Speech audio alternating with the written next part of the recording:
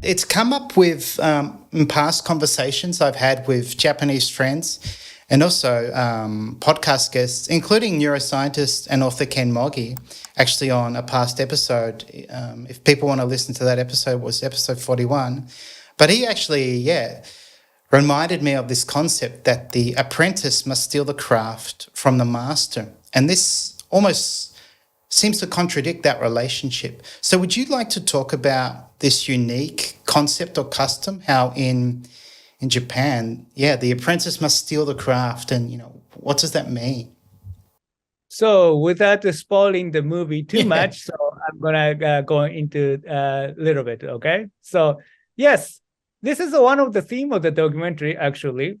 So like in the modern time, I mean, we go to university, and you pick your major, and you write an essay, take a test, and you get the degree, and you go out there and try to find a job, and that's the idea, right? I think often many people cannot find a job after going to universities, but that's a story for another time. Yes. So this is an old system of this apprenticeship, ancient system. So, nowadays, more people go to universities, but, back in my father's time, like 50, 60, 70 years ago, it was a commonplace.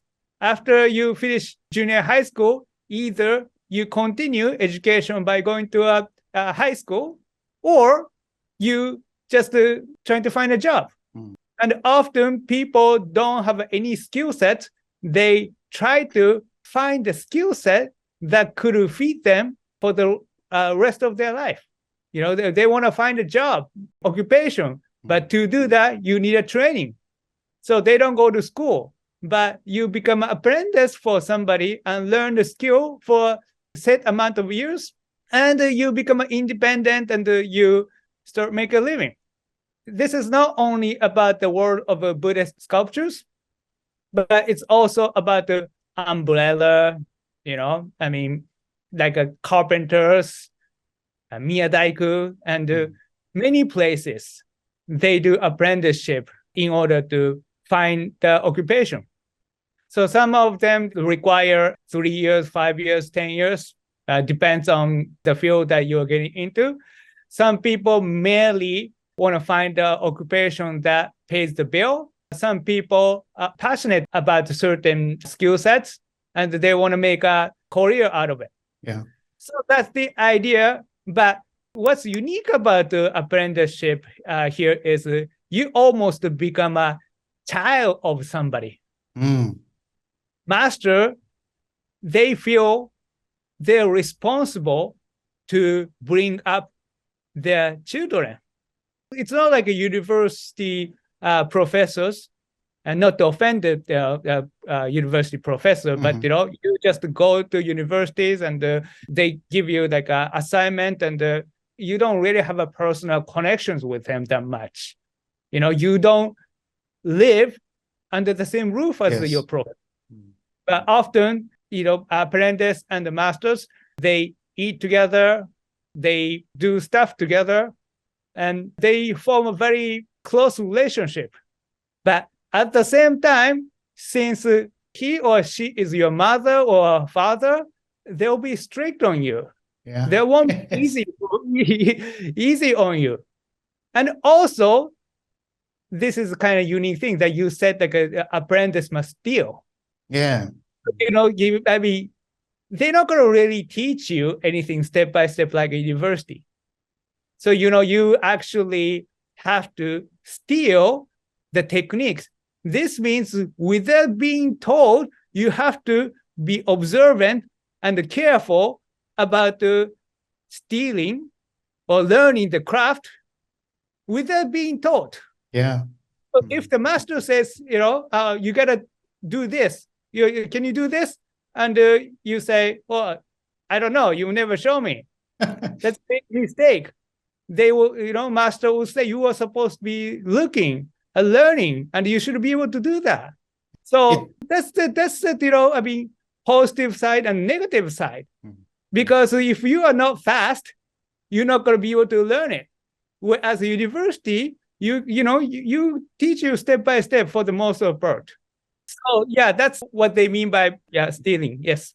Yeah, it's interesting, and I've seen it in other documentaries. I think quite a popular documentary was Jiro Dreams of Sushi, and there's some element of that. And yeah, you see Jiro never complimenting or never praising his apprentice chefs. And there's actually one scene where he interviews an apprentice, and he's making egg for months, and he's still not getting it right. And Jiro won't teach him. And then finally one day he gets the egg right.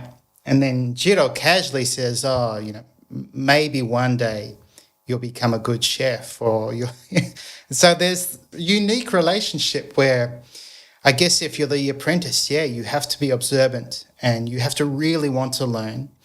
And maybe in the West, or maybe in traditional education now, it's become so easy. We teach you everything, how to do it. And maybe there needs to be a balance between the two. Interesting story. So one of the apprentices in the film, I don't say who, but he went to this university, wood carving university, before enter into the apprenticeship world, the world of Bushi. So he was very cocky and confident because he thought he was so good.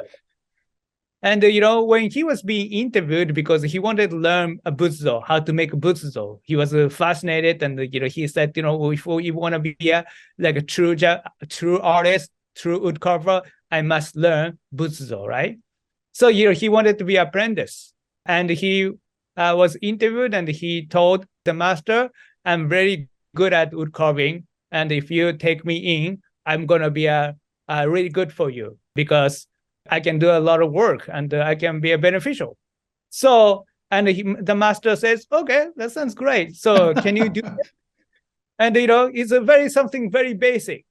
And this person who went to university for 4 years and, got a degree, and, he thinks he's a top dog, he cannot do it. He got shut and down. the master laughed and said, what did you learn for 4 years? Yes. So here's the thing. In a traditional university education system, you do many things. But in apprenticeship, you just do one thing. You work for your masters and during the day, and try to get better.